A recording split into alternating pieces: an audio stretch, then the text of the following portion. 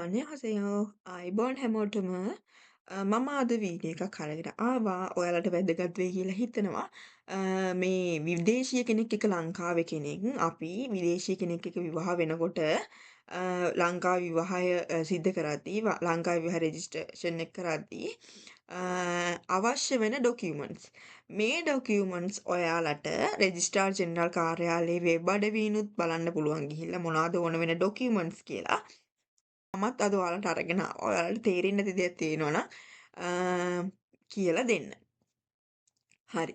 එතකොට විදේශී කෙනෙක් එක්ක ලංකාවේදී අපේ විවාහය සිද්ධ කරද්දී අපිට ඕන වෙන ඩොකියුමන්ට්ස් කිහිපයක් තියෙනවා. අපේ පැත්තෙනුත් සහ ඔයාගේ පාර්ට්නර්ගේ, කියන්නේ ඔයාගේ විදේශීය පාර්ට්නර්ගේ පැත්තෙනුත් අවශ්‍ය වෙන ඩොකියුමන්ට්ස් කිහිපයක් තියෙනවා.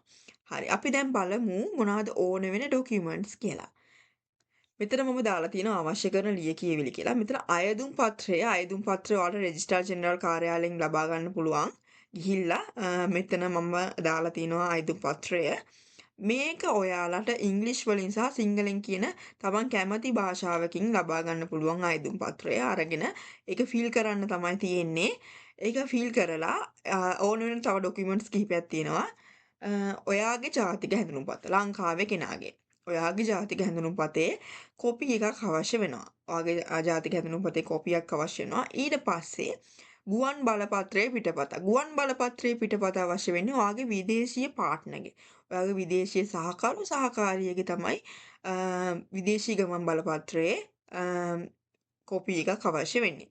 ඊට පස්සේ පොලිස් වාර්තා. පොලිස් වාර්තාවත් අවශ්‍ය වෙන්නේ ඔයාගේ විදේශීය සහකරු සහකාරියගේ. ඒක මාස 6ක් ඇතුළත ගත් එකක් වෙන්න ඕනේ. ඔයා දැන් ඩොකියුමන්ට්ස් බාර දෙද්දි මාස 6ක් ඇතුළත ගත්ත පොලිස් රිපෝට් එකක් වෙන්න ඕනේ. ඔයාගේ විදේශීය සහකරුත සහකාරිය එයාගේ රටින් තමයි පොලිස් වාර්තාව ලබා ගන්න ඕනේ.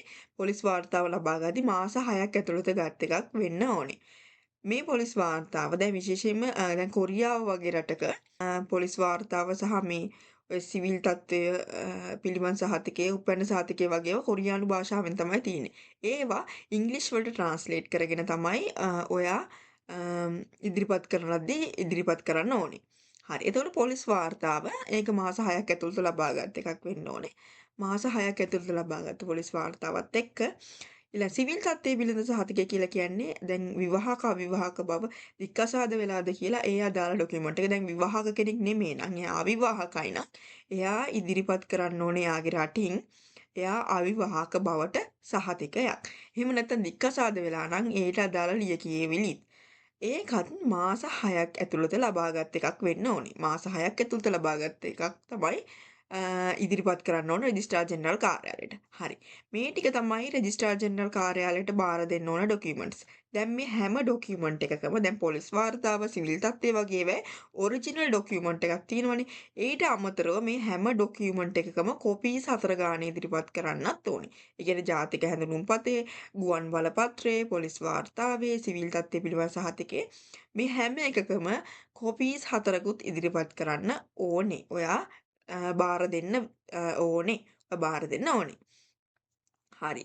එතකොට මේක දැන් ඔයා රෙජිස්ට්‍රාර් ජෙනරල් කාර්යාලයට මේ ඩොකියුමන්ට්ස් එක මේ ආයුධ පත්‍ර වගේ හරියටම පුරවලා බාර දුන්නාම වැඩ කරන දින 14ක් ඇතුළත ඔයාට අවසර පත්‍රය කියලා එක ගන්න තමයි අපි දැන් මේ ඔයාගේ විවාහයට අදාළ අවසර පත්‍රය ගන්න තමයි මේ ඩොකියුමන්ට් අපි ගිහින් රෙජිස්ට්‍රාර් ජෙනරල් කාර්යාලයට බාර දෙන්නේ. එතකොට ඔයාට වැඩ කරන දින 14ක් ඇතුළත මට නම් වැඩ කරන දින 14ට කලින්ම ගන්න පුළුවන් වුණා. වැඩ කරන දින 14ක් ඇතුළත ඔයාට මේ අවසර පත්‍රය ගන්න පුළුවන්. ඊට පස්සේ අවසර පත්‍රය ඔයාලා ගිහින් බාර දෙන්න ඕනේ. ඔයාගේ දැන් ඔයා ලංකාවේ ඉන්නවා ප්‍රදේශයේ කොට්ටාසේ බාර විවාහ රෙජිස්ට්‍රාර්වරයාට. විවාහ රෙජිස්ට්‍රාර්වරයාට තමයි ඔයා ගිහින් බාර දෙන්න ඕනේ. මෙතන අයදුම් පත්‍රෙත් පුරවන්න තියෙනවා ඔයාගේ රෙජිස්ට්‍රාර්වරයාගේ නම මොකක්ද කියලා. එතකොට අවසර පත්‍රය දැන් ඔයා මේ ඩොකියුමන්ට්ස් ඔක්කොම බාර දීලා වැඩ කරන දින 14ක් ඇතුළත ඔයාට අවසර පත්‍රය හම්බුනවා. ඒක දෙකක් හම්බ වෙනවා. ඒ දෙකම ඔයා ගිහිල්ලා ඔයාගේ කොට්ටාසේ බාල විවාහ රෙජිස්ට්‍රාර්වරයාට බාර දෙන්න. ඒ බාර දුන්නාම බාර දෙදි සමහර විට විවාහ රෙජිස්ට්‍රාර්වරයාත් ඔයාගෙන් ඩොකියුමන්ට්ස් කිහිපයක් ඉල්ලන්න පුළුවන්. ඔයාගේ උපැන්න සහතිකය, ඊට පස්සේ ඔයාගේ විදේශී සහකරුගේ සහකාරයාගේ උපැන්න සහතිකය, ඔයාගේ ID එකේ කොපි එකක්, ඊට පස්සේ ඔයාගේ සහකරුගේ සහකාරියගේ ගුවන් බලපත්‍රයේ කොපි එකක් එහෙම ඉල්ලන්න පුළුවන්. ඒවත් රෙඩි කරලා තියාගන්න. ඒවත් ඔයාගේ විවාහ රෙජිස්ට්‍රාර්වරයාගෙන් අහලා දැනගන්න. දැනගන්න. දැන් මම අද ඔයාලට මේ අරගෙන ආවේ මේ විදේශීය කෙනෙක් එක්ක විදේශීය කෙනෙකු සහ ශ්‍රී ලාංකිකයෙකු අතර ලංකාවේදී විවාහය ලියාපදිංචි කිරීමේදී කරන්න ඕන පිළිවෙල අවශ්‍ය කරන ඩොකියුමන්ට්ස් මොනවාද කියන එක. හරි. ඔයාලට මේ පිළිබඳව මොකක් හරිම ගැටලුවක් ප්‍රශ්නයක් තියෙනවා නම් යටින් කමෙන්ට් එකක් දාලා අහන්න පුළුවන්. අදට එහෙනම් එච්චරයි වීඩියෝ එක. එහෙනම් තාමත් මගේ channel එක subscribe කරලා නැත්නම් අනිවාර්යයෙන්ම subscribe කරන්න. මේ වගේ වීඩියෝස් තව ඉදිරියට බලන්න ඕනේ නම් දිගටම මගේ channel එකත් එක්ක එකතු වෙලා ඉන්න.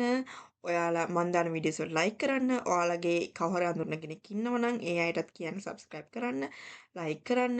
එහෙනම් ආයෙත් අලුත් වීඩියෝ එකකින් හමු වෙනකන් හැමෝම එහෙනම් පරිස්සමින් ඉන්න. 감사합니다.